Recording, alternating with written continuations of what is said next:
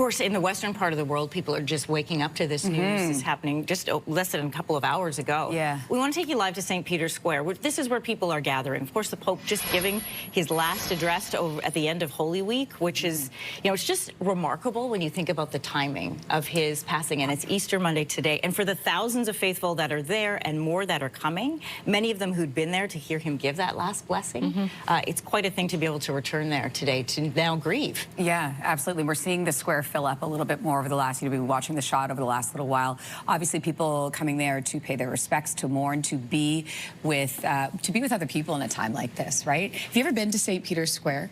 This is a very, it's absolutely spectacular when you go. I had the chance to go a couple of years ago, and just the feeling when you're there of how grand everything is.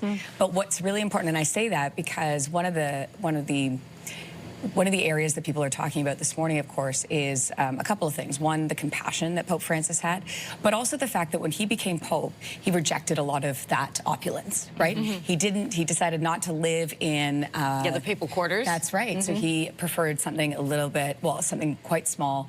He rejected all of the sort of the robes and all of the other...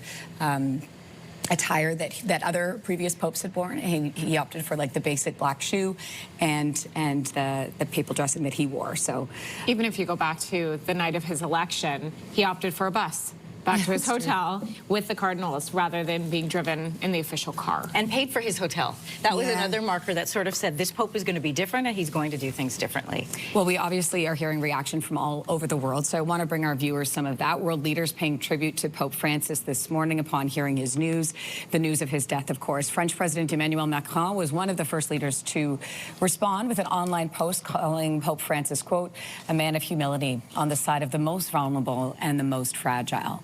Italian Prime Minister Giorgia Meloni writes, his teaching and his legacy will not be lost. We greet the Holy Father with hearts full of sadness, but we know that he is now in the peace of the Lord.